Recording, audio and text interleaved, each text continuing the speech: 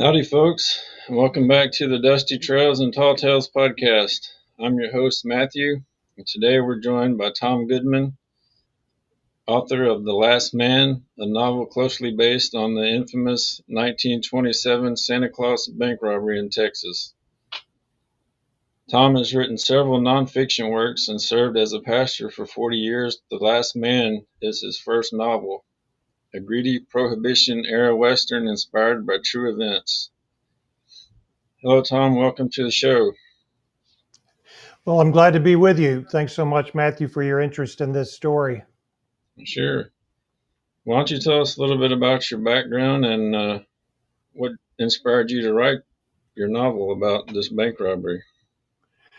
Yeah, I have served as a pastor for over 40 years, and one of my terms of service was in Eastland, Texas, which is in between Abilene and Fort Worth, and I got an opportunity to hear about the most infamous crime coming out of Eastland County, the Santa Claus Bank Robbery of 1927.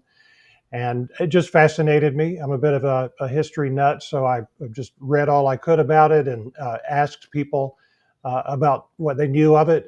Several of the people, they had relatives in the past who had some role as eyewitnesses to some of the events of the Santa Claus Bank robbery and its aftermath. Never really thought that it would turn into any sort of novel. I just loved gathering all the information that I could on it and hearing people's various accounts from their family history. But a few years ago, I thought, well, this would make a fascinating story in novelized form. I mean, I love nonfiction accounts, but there are some gaps in this story that would have required some speculation on my part anyway. So I finally decided it would be a lot more fun to turn it into a novel, make up the dialogue, speculate on the motivations of the four bandits.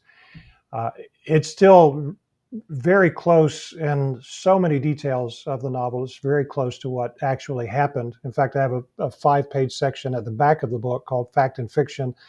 And kind of half serious, half joking, I told my wife that I needed to write that because people would think the most bizarre parts of the story were the things that were made up. But that wasn't the case after all. This was for about 2 years the OJ trial of its time. Not only the reporting of the crime itself, but then the trials and all the things that happened to the various characters for across a 2-year span. And so there is a lot of newspaper information about this. It was front page, top of the fold in Texas newspapers for about 2 years, and even nationally and internationally, reporters would drop in on the story from time to time when some of the more spectacular events of the story took place. Well, you said before that it gets recounted in the media pretty much every year. How, since yours isn't the first retelling, what makes yours unique? Yeah, so every 3 or 4 years or so, you will have it covered in notable publications like Texas Monthly or Texas Highways. You'll also see it show up in newspapers in Dallas and Houston and that kind of thing. Increasingly so these days, the story gets retold on podcasts, usually around Christmas time. It's not a Christmas tale, but a story of a bank robbing Santa Claus. No surprise, it's going to be told as in the October, November, December season.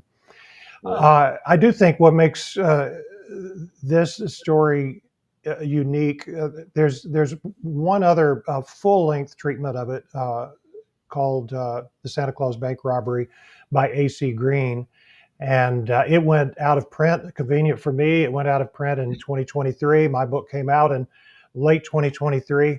But that book was written back in the 70s. It was a bit of a novelized account of the Santa Claus Bank robbery as well.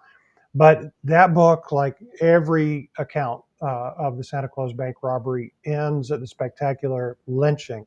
I'll, I'll try to summarize the story in just a moment, but uh, whenever it's told, it ends with a mob dragging out one of the bandits from the Eastland County Jail and lynching him in a sort of rough Texas justice.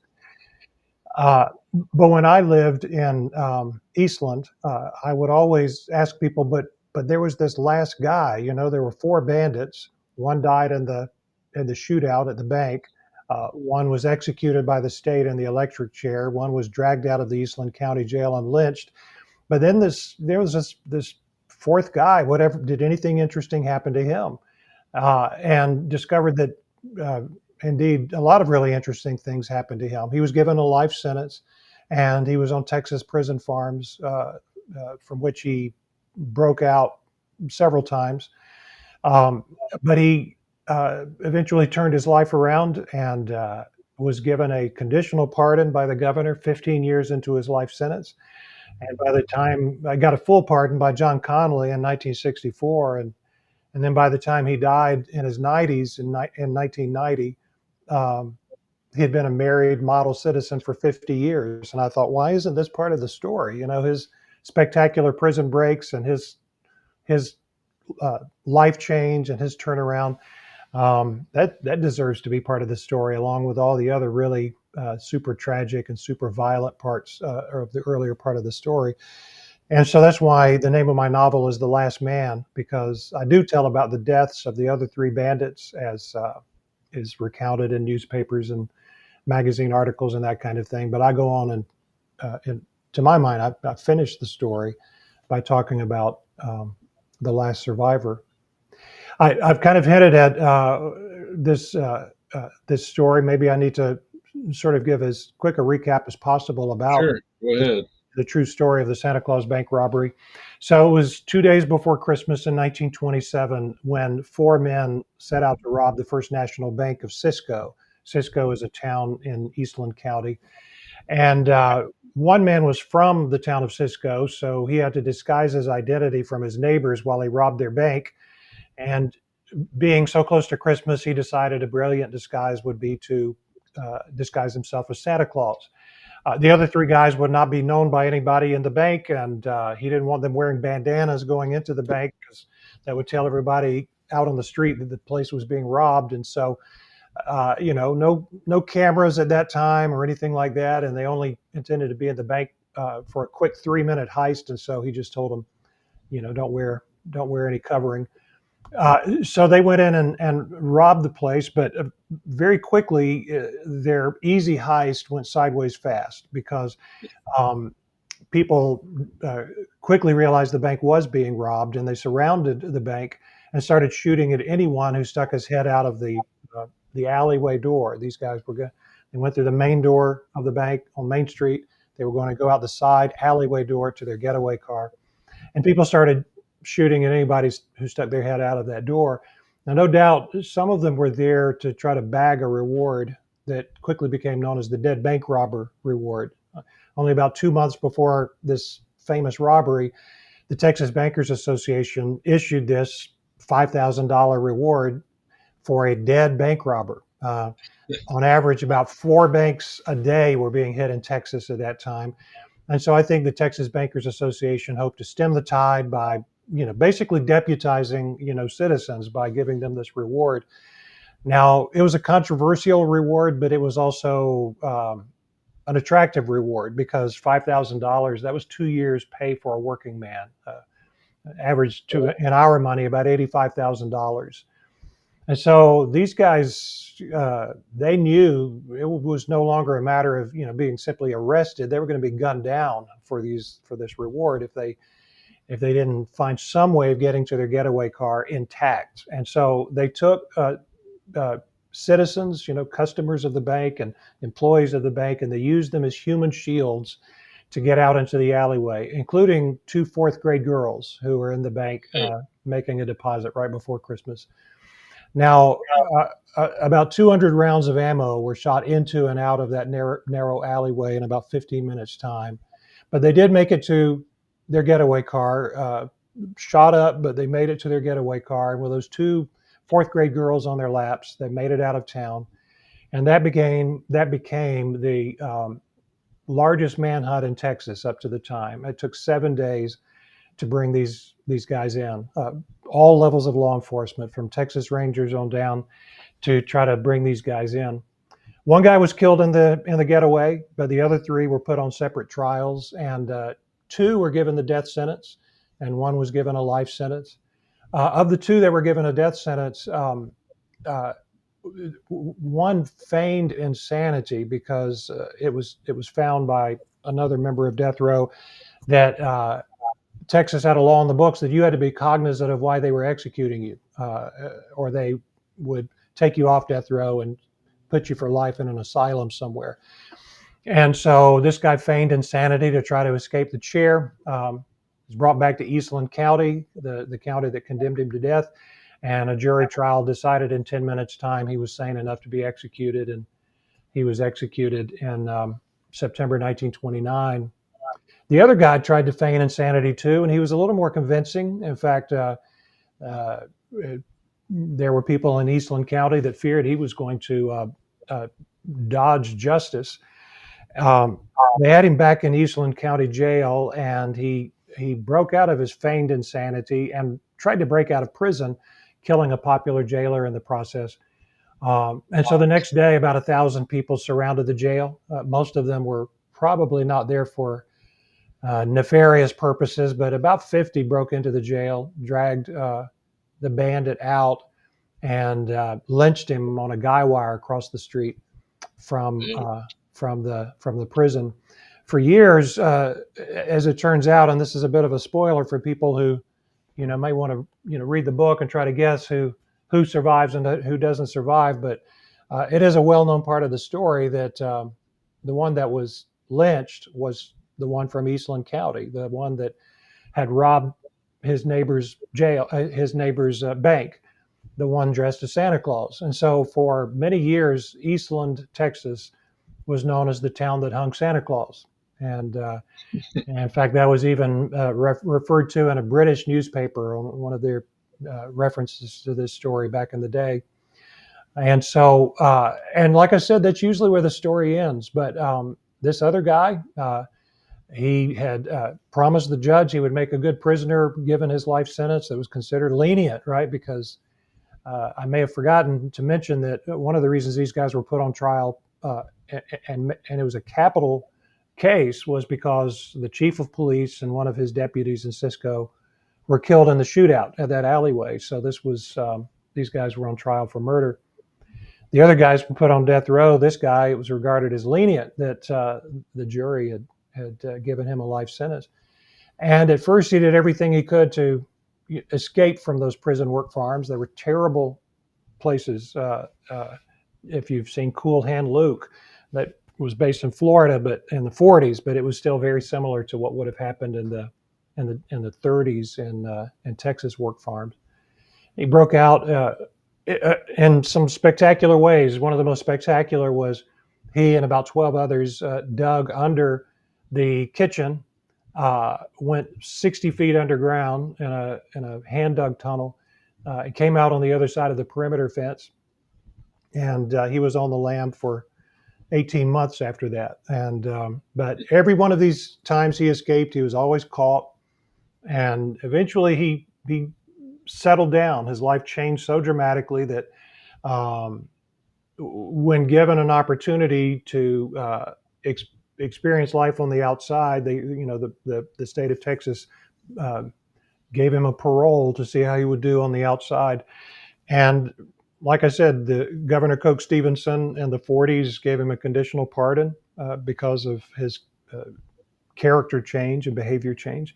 He met a woman in Henderson, Texas, who had a kid from a previous marriage. They got married, and they experienced their 50th wedding anniversary by the time he died.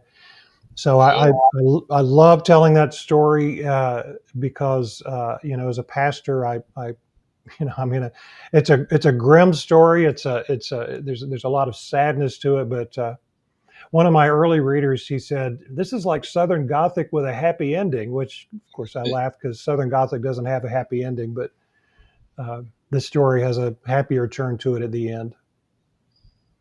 Yeah. Well, since its story is based on true events, how do you approach your research?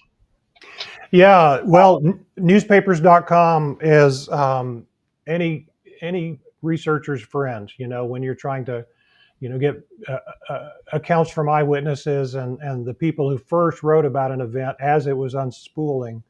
So newspapers.com, especially in a notorious event like this, like I said, it was the OJ trial of its day. So lots of newspaper coverage. I live in Austin, Texas. I have for the last 22 years. Austin, in the state of Texas, has a wonderful uh, library and archives in downtown Austin, and there are some prison records that relate to the people from the Santa Claus Bank robbery who were on death row. It was really cool to see uh, photocopies of the handwritten prison records of how they moved the last man around to different prison farms and everything, and then handwritten records as to when he was given his his release and his pardon, and so that was pretty cool. Yeah. Well, since this novel follows four bandits, what drew you to focus on the last man? Yeah, and so one of the things that interested me about this story was these four uh, guys whose lives ended in four very different ways. One of the interesting details about the man who was killed in the shootout and the getaway is that was his first and only um, effort at crime. He was a factory worker, a family man. He had never committed a crime in his life, and this was the first and last crime he'd ever been involved in. He died in that. Uh, and the one who was executed by the state, he was a preacher's son. He was, for all practical purposes, the prodigal son who never came home. He refused to see his preacher father on the night of his execution. Um, and what was interesting to me and curious to me was that uh, his family did not claim his body after his execution. They let it be buried by convicts in Peckerwood Hill, which was the convict graveyard of the time. It was usually a pauper's grave for families who couldn't afford to take the bodies of their own family members. But it, not sure whether this family just run out of money in the expensive defense of their black sheep son, or if they just finally gave up on him. I don't know. And then, of course, the spectacular lynching, and then, of course, this ultimately happy ending of the last man whose story started out so sad. He was orphaned. He spent his entire life in a foster home that also doubled as a reform school for juveniles who had committed crimes. And so um, he had a very tragic beginning to his life. I think that's one reason why the jury in Eastland took pity on him and gave him a life sentence. He was presented by his lawyer as the boy who never stood a chance. And in fact, very fascinating, he was also referred to as the Jean Valjean of the Santa Claus Bank robbery. And back in the early 20s, the Les Miserables was a popular novel even in Texas. So everybody knew exactly who that was a reference to, the main character of Les Miserables. And if you know the story or remember the story of Les Miserables, the main character is given a second chance after a crime and does something with his chance. And so he was in all ways the Jean Valjean of the Santa Claus Bank robbery himself. Yeah. We have a question here from Mike. He wants to know, what did the Santa Claus Bank robbery reveal about life in rural Texas during that era? Yeah. So Cisco and that region had a massive oil boom had just played out in that area. Cisco was a major trade area. I mean, it was a town of about 15,000 at the time, which for a rural area was a booming place. I mean, if I remember right, the city of Houston itself was only about 150,000 at the time. So a town in West Texas of 15,000 people was a pretty prosperous place, especially with people who had made a good life for themselves with the oil boom. But it had about played out by that point. And uh, another little detail about Cisco that your listeners may not know is that's where Conrad Hilton got his start. The first Hilton hotel uh, was in Cisco, Texas. In fact, Main Street in Cisco is now called Conrad Hilton Boulevard. So that kind of lets you know there was a certain vibrancy to the town back then, and it was so you had sort of town and country life. You had cowpunchers, you had oil roughnecks who were the oil fields had diminished considerably. The roughnecks were still there, and then you had bankers who were willing to shell out the equivalent of $85,000 for somebody to kill a bank robber that was trying to rob their banks. All of that taking place all at the same time. Yeah. Were there any surprising facts you uncovered in your research that you had no idea about? There are a number of things that are just odd little quirks in this story. Like I said, that are, are straight from the newspapers. So here's one. Um, the guy, one of the two guys that was on death row, he was on for almost 2 years, which at that time was a long, long time.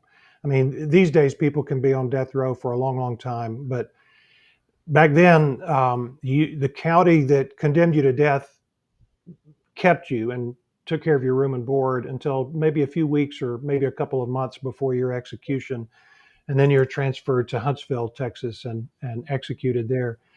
But but this guy was transferred down there, and through his appeals and all of that, was stuck in the 6 by 10 cell for almost 2 years. I think that may have contributed to people thinking he really had gone insane, seeing all these people walk by his, jail cell door to the death row, to the execution chamber. His mother, probably in an effort to try to reach him and influence him spiritually, gave him an old wind-up Silvertone phonograph, um, and a bunch of gospel records, and he would play those just to pass the time. And he got in the habit of playing an old hymn, "When the roll is called up yonder, I'll be there," for everybody that walked by his jail cell to the execution chamber. I mean, every newspaper reporter that covered executions in 1928 and 1929 reported on, this guy firing up his phonograph and playing that song. So it became a death march for, I can't remember now, about 14 people, I guess, heard that death march while he was languishing away and on death row. Little details like that, like I said, you'd almost think the writer made it up, especially if the writer, his day job is being a pastor. But uh, that was an actual historical part of the story. Yeah. Well, do you consider The Last Man more of a Western, a true crime novel, or more of a mixture of both?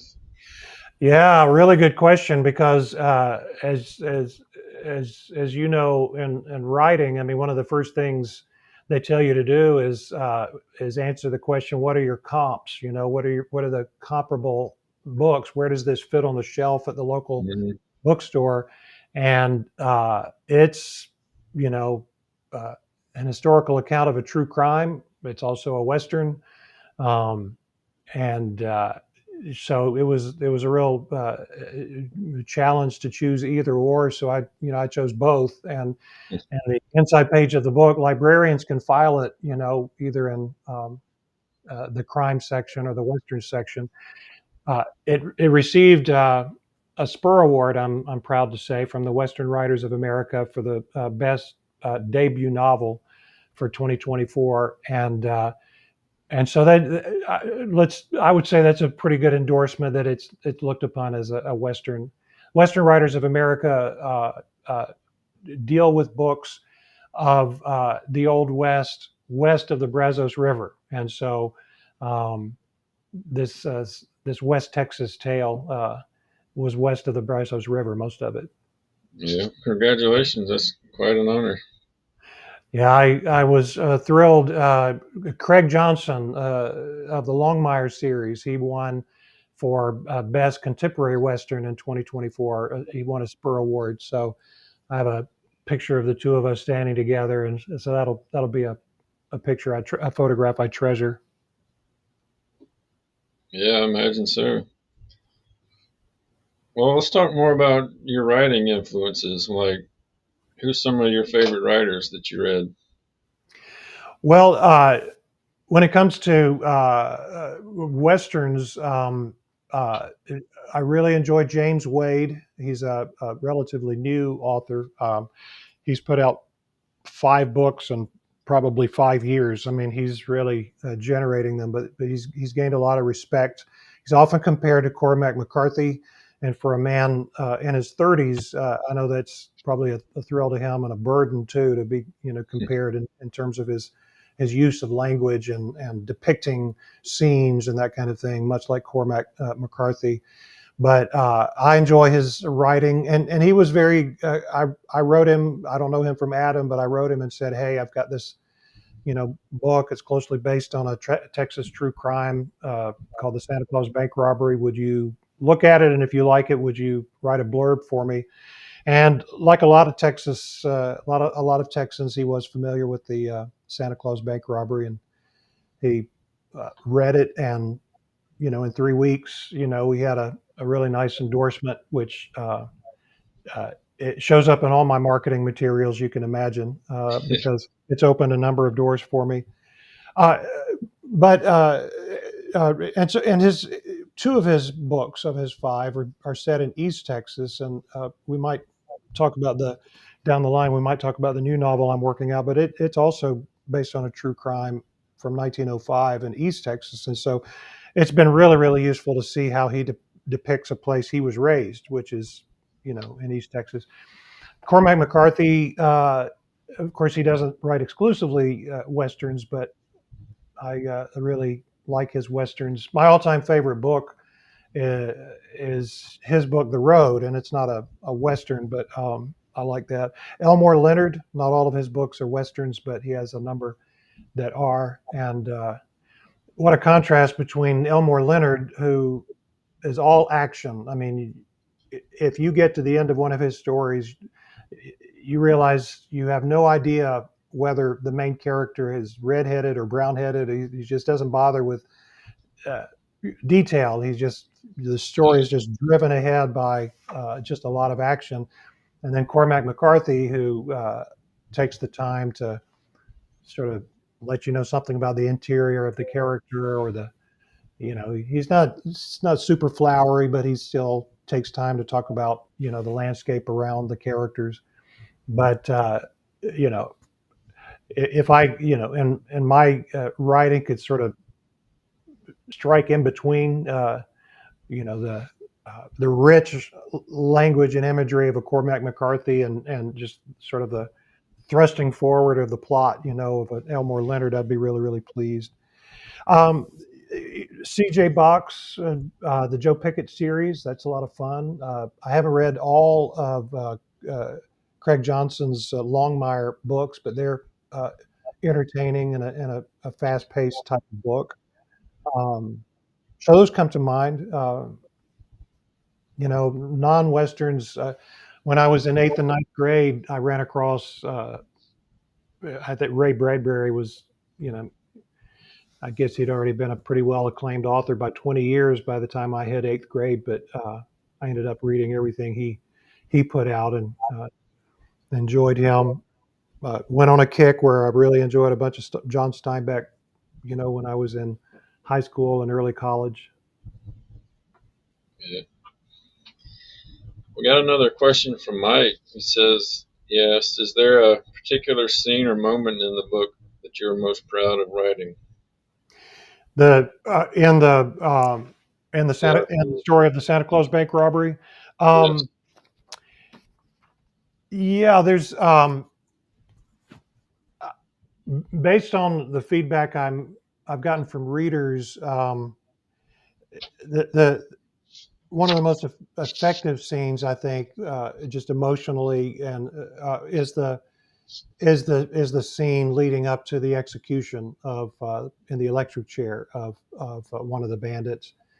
Um, I've had a couple of people that told me I probably needed to give a content warning so that they didn't read it to it in the morning. Yeah.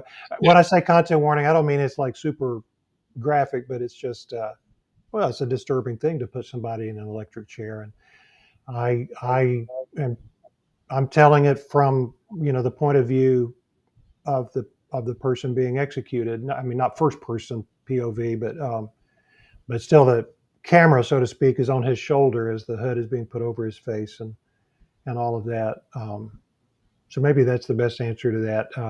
I've got a few scenes in the novel that I really enjoyed writing or really feel good about looking back on, but that one seems to get a lot of comments from people about just how um, tragic it was. Not that they disagreed with this guy facing justice, but just the tragedy of it all. Yeah. You've written a lot in nonfiction as well. How does that process differ from writing a novel? Yeah, my work as a pastor, I've written a number of nonfiction books, uh, e- e- explaining the Christian faith or explaining popular uh, texts of the Bible, like the Lord's Prayer and the 23rd Psalm and that kind of thing. In one sense, it's easier for me to write nonfiction because after 40 plus years, I mean, I'm I'm writing basically a 3,000 word nonfiction document every single week, otherwise known as a sermon, right? So you learn how to write that in the midst of the hundred other things that you do as a pastor, and get that ready for your most public role as a pastor on Sundays. So I would say that can be generated fairly quickly by me. The Wanting to be historically accurate and make emotional impact and have believable dialogue and have a satisfying ending at the end of 260 pages. That's a hard trick to pull off, and then also try to write all that in my quote unquote spare time because I'm not going to write it on the job, so to speak. So I get up at right from about 6:30 to 8:30 in the morning, and when the office opens at 8:30, I do my best to set that aside because I've got other work to do, other work I'm paid for to do at that time, and so. Yeah. Um, but that discipline helps a lot too, right? Because you got to punch something out by 8 o'clock in the morning, and even if you look back on it 2 days later and go, that was all drivel, but at least you put something on the page, and you can sometimes take that and shape it into something that you end up being happy with. And so I get it's fun to see if I can pull that off, and uh, I think I did with the Santa Claus Bank Robbery book, and hopefully I will on this next one I'm working on too. Well, what is the next one that you're working on? So I ran across a story from 1905, East Texas. Back then, there were a number of timber towns all over East Texas. I mean, there's still timber interest going on in East Texas even today, but back then, these massive forests. East Texas, was the southwest end of a massive primeval forest that stretched across 4 states. A lot of people don't know this. When they think of Texas and westerns, they think of, you know, mesas and deserts and cacti and that kind of thing. Yeah. But Colorado. Yeah, but this stretch of East Texas, especially back then, a lot of timber interests came in, and so I ran across this story about a Methodist minister who went to Groveton, Texas, to become the minister of the Groveton Methodist Church, and he had no idea that he was going into a place that was completely overrun by a super violent sort of bootlegging gang. Um, a lot of people may not know that prohibition, before it was officially the law of the land, in the 20s and the 30s, uh, I mean, it was growing in popularity in a lot of places all over the United States, and most of the counties in Texas had passed what they call dry laws, to and so there was this incredibly violent prohibition. I mean, a bootlegging gang that had taken over this town. In fact, this guy, when he first came in, before his first sermon, he had to perform a funeral for a 17-year-old boy that had been caught in the crossfire of these violent forces. And they tried every legal means possible to try to sort of uproot these forces. And finally, the true story, he, you know, strapped a 6-shooter on his hip and got a bunch of people in the town to show up at all these various saloons and dives and smashed the places up, and told the uh, owners, this is your last chance to make it out alive. If you come back, you'll be killed. And so I don't know if you know the character of Carrie Nation, but she was the one that went and smashed up the saloons and all that. This is kind of what this guy did. So he was known as the pistol packing preacher. I mean, this is on the historical marker in front of the Groveton Methodist Church in Groveton today. And I mean, this guy was a character. He on Sundays, knowing that his life was under threat, and maybe even certain members of his church were under threat, when he would preach, he'd take that pistol out of his holster and put it on the pulpit while he would preach, to basically let people know he was prepared to deal with them if they weren't there just to hear the word of the Lord. If they were there to make some trouble, he would accommodate them. And so when I ran across that story, I said, well, I think I've got my second novel. So Yeah. um, there's not near as much information on him and on that incident as there was about the Santa Claus Bank robbery. So uh, a great deal of this is going to have to be elaborations from the little bit of information that we have on him. But it's fun writing it. I'm about 40% done with the first draft, and Uh, I don't know what that means. Maybe end of 2026. Maybe I can get it out. yeah, he sounds like a fun character to write. Yeah. So I don't know if that's becoming a theme on my fiction writing. Whether I end up with the Santa Claus Bank robbery being Texas Tales Volume One, and the pistol packing preacher being Texas Tales Volume Two, and then come up with a Volume Three. I don't know. I'm just kind of having fun in the moment. Yeah. Well, that's all that matters, really. That's right. What are some of your favorite westerns? Um,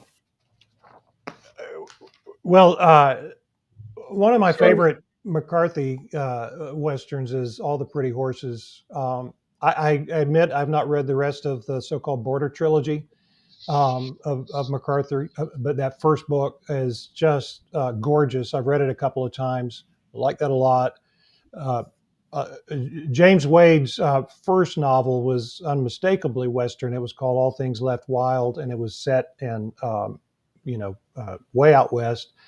Um, uh, and I enjoy his writing. Um, if I can include movies in that Sure. list as well, I mean, Yeah. certainly like uh, a, a movie that's a little more recent is called Hostiles, and Christian Bale is in it, and about a very broken uh, Civil War soldier who needs to find himself and kind of come back from what these days we would call PTSD. It's wonderful. Of course, True Grit. Well, I mean the original True Grit was a lot of fun, but the Coen brothers just did a fantastic job in their remake of that. I've seen that a while. Um, Tombstone, you know, is one that comes to mind. I'm trying to remember back to books. What I particularly westerns that I like a lot. Um, I'm jumping back and forth, but let me mention as far as movies, this isn't a direct answer to your question about westerns, but um, one of my all-time favorite sort of quintessential Texas movie is a quiet little film called Tender Mercies. Horton Foote was the screenwriter, and it won several Academy Awards. I know it's an Academy Award winner. Robert Duvall was the lead character, and I'll have to say that the the story of the last man finding the woman he marries and her having a little boy, coming into the marriage. I modeled so much of that. I mean, I've seen Tender Mercy so many times. I think when I started writing the story of the last man and his marriage and his stepson, it ended up being about as modeled so closely to that romance and that movie Tender Mercies. Yeah. Well, what do you hope readers take away from The Last Man? Well, first and foremost, just I mean, it's a crazy story. It's a true story, a crazy story. I just first and foremost, I want people to be entertained. And I mean, I know it seems weird to use the word entertained when you're talking about a story that has so much tragedy and violence to it, but uh, so maybe the better word is engaged, instead of entertained. But I mean, that's the bottom line for me. I don't like message novels. I don't like books where you just feel like you're being lectured to all the way through. I want it to stand as a story on its merits. That being said, I think most stories that we love so much, we love them because they're entertaining and engaging. But they have something to say. They have something to say about human nature, about human relationships, about um, uh, our place in this world, about what it's going to take to set the world right, or whatever it is. And I didn't. I think looking back, having written this, I realized that this story, at least the way I told it, is really so much about fatherhood. It's about lousy fathers, absent fathers, surrogate fathers. And I, again, it's not a heavy message book by any means, but I think a lot of us, especially men, I think we can really, resonate with a story that uh, reflects our experience with good fathers and bad fathers. Yeah.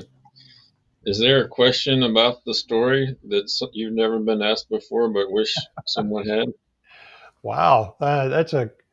I haven't been asked that question on an interview before. Um, you, one of the questions I was asked in just one interview. I speak at a lot of Rotary clubs, especially in Texas, because this is a Texas story. And somebody asked, "Did you ever try to reach out, to the last man, the last survivor?" Because uh, I mean, he died, like I said, in 1996. I started. I mean, I discovered this story in the mid 90s when I lived in Eastland. But I think had I even known that he was still alive and known how to reach out to him, I would have missed that opportunity, because he died right about the time, as it turns out, died right about the time that I was starting to research this story. But I would have loved to have discovered this story just a few years earlier, and been able to sit down with him and have a conversation with him about uh, about his life, and whether my take on his life was actually accurate. Yeah. Well, what's the best place our listeners can find The Last Man and follow your future work. Well, thanks for asking that. The book is available wherever books are sold. So, I mean, Amazon, bookshop.org. Uh, I mean, you can get a copy, a signed copy directly from me through a company called Gumroad. All of those links, including that last one, Gumroad, can be found on my website. It's available in audiobook and an ebook, hardbound and paperback. And if people want to know, all the options as far as where to get it, my website is thomasgoodmanwrites.com, and so thomasgoodmanwrites.com. It'll get you to my website. And by the way, there's another good reason to drop in on that website is I have a free book on that website called the Santa Claus Bank Robbery and Photos, and it's 26 pages of photographs of the fourth grade child hostages, the bandits themselves, the two officers that were killed in the shootout, the electric chair, the picture of what Texans call Old Sparky, the electric chair that's decommissioned now. All of that's in there, and it's free for people who sign up for my monthly author newsletter. The author newsletter itself is comes out once a month. It's short takes on Texas history and what life was like in Texas in the late 1800s, early 1900s. And as this second book finally gets out, the newsletter is going to be a good way of letting people know that that's out as well. But so thomasgoodmanwrites.com would be a good place to go and get that free book and find out all the places that you can get The Last Man. All right. Well, Tom, thanks so much for joining us today. It's been great talking to you and learning about this little tidbit of Texas history and your work as well. Look forward to your next book coming out. For our viewers that are watching, there's links to Tom's website in the description. As always, thank you for watching, and we'll see you next time. Thanks for letting me be on with you, Matthew. Sure. Enjoyed it. All right.